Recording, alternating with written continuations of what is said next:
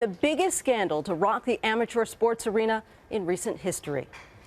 This morning, the NCAA rocked by what the FBI is calling a massive corruption scheme, uncovering the dark side of hoop dreams. Managers and financial advisors circling blue chip prospects like coyotes. At least 10 people, 4 assistant coaches at some of the country's elite Division I programs among them, now face federal bribery, fraud, and corruption charges.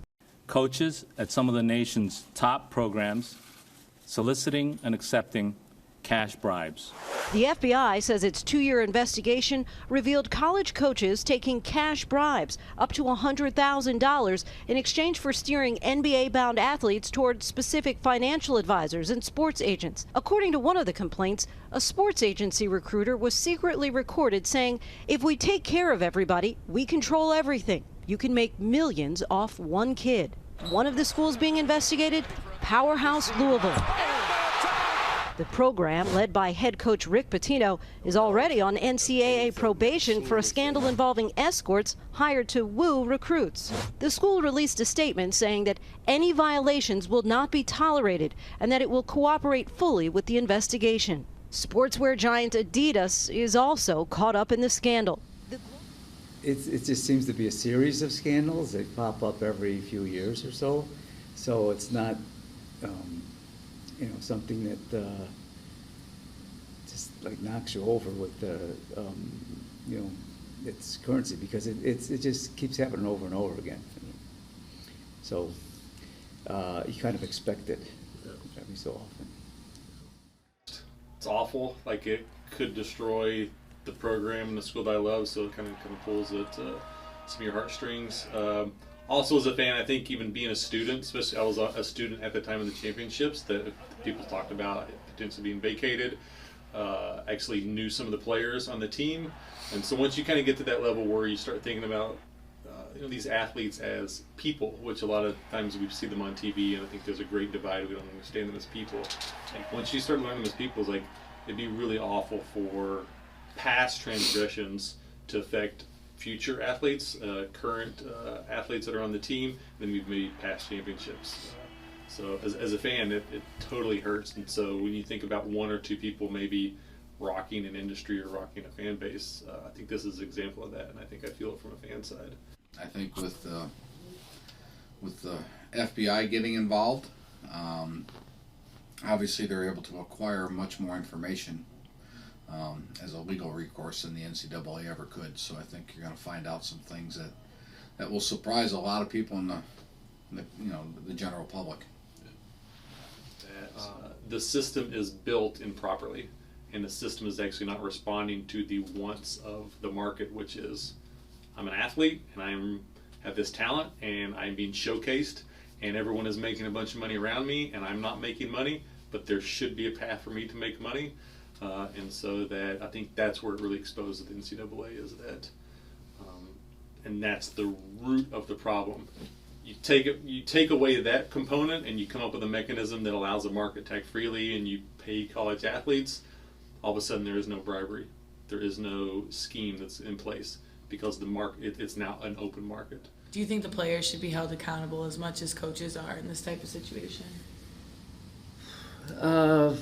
I think it's more than the players. It's the players' families. And players are young. I mean, they're easily influenced, especially when they come from impoverished backgrounds, where and a lot of these kids are celebrities from the time they're little, and they expect these kinds of things.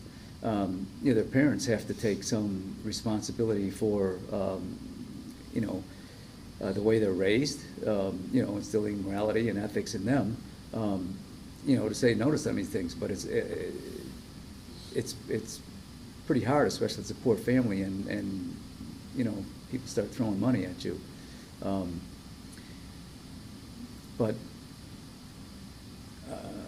I think that if there were no offers by the coaches, by the schools, by the shoe companies, it wouldn't be an issue at all. I know that some of the coaches at the Division I level make a lot of money. Some of the head coaches, a lot of money, but the average coach doesn't. And the people that are kind of between the high school coaches and the college coaches, the people in the middle, they're making more money than the average coach is. So I think that there's a money line there, and I think in any type of situation like this, if you follow the money, you'll find out where the issues are at. Do you believe the one and done concept plays a large role in this scandal? Yeah, I think so. Clearly in this current scandal it did. When guys had to stay in school for 4 years, there wasn't this kind of frenzy of signing them right away, getting them to sign the contract even before they even come to the school. If they're going to be NBA prospects or NFL prospects, the NFL, at least they do have to stay in school. But that's clearly one of the issues involved here. I think what you would see is there's always competition as long as, and people are going to be fighting for players, even if there is the removal of the one and done, because it's going to be an interesting choice of who tries to go to the NBA straight from high school. That there's still going to be a lot of players who think that me going to colleges are going to give me exposure. I mean, that's why a lot of players will go to NCAA as opposed to the Moutier example of going to China. He was so confident in his skill that I can go to China and come back and I'll still be just as good and I'll still be a first-round pick. But a lot of players, even though they're pretty good and they come from those AU programs that have that exposure, that first exposure to the Nikes and Adidases of the world, I see them still existing, and there's going to be fighting and competition over recruiting for those athletes. Experts say this is only the tip of the iceberg. Beneath that March Madness veneer is this dark underbelly of men's college basketball. Where do these schools draw the line? The way Louisville became a major power in football and basketball was basically they wanted the big money, and schools want that revenue as well.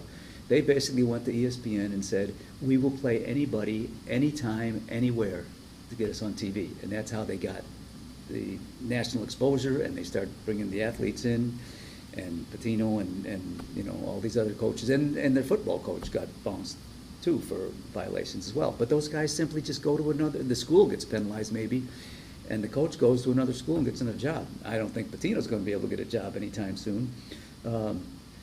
Because his whole history has been one scandal after another. But yet he continued to get hired until this time, and so we'll see. Maybe some school will take a chance on him. Do you think this year's basketball season will be going forward? It's going to be interesting to see. I think they're going to try to minimize it from the standpoint of promoting the product. The televisions will downplay it. There may be some expose on it, but if things start to get announced during the season, then it'll be interesting to see how they react to it, and who gets penalized as the season goes along. But I don't know if that's going to happen or do or don't. A lot depends on what's going on with the investigation. But I think you'll see minimal change of direction. As I said, every few years it happens again, and actually it's happening all the time. It's just that every once in a while it gets exposed in somebody, and then it becomes a big deal. Now with social media, it's really much harder to kind of hide these things. It's going to come out.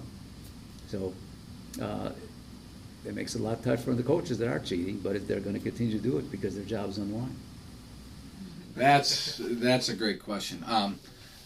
I do believe a viable minor league system for kids that are 18 years old, who graduate high school, who have that ability, go get paid professionally.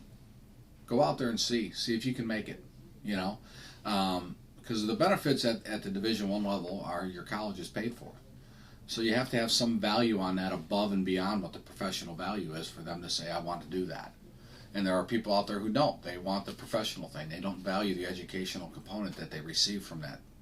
And I think if the NFL and the NBA were somehow forced to carry a system, but they're not, because they use the Division I college as their minor league system. They do, So if they're forced to carry that, I think it might alleviate it to some regards, because kids that didn't want to be in college would have an option. And the other thing would be maybe the junior college circuit gets going a little bit better for those two sports. Maybe the NBA and the NFL kind of subsidizes that a little bit instead of their own system, and encourages those kids to go there to get, to see what they can do. Yep, pay to play. You pay to play, and it all goes away. People are not doing back-end deals. People are not doing those back alley deals, and then at some points, it kind of becomes to be fraud, because the system is sort of creating this thing, and then there's this ripple effect, and we get to bribery and fraud. And so if you remove all that and create a pay-for-play system, which I think is what the market is calling for, the players and the teams and then the athletic brands, you create that, and I think it all goes away. Until then, you're going to force people to fight for what they think is theirs, and unfortunately that's going to continue to happen in illegal formats. Are they doing it better, or are they getting better at doing it? That's true. I think that's what will happen.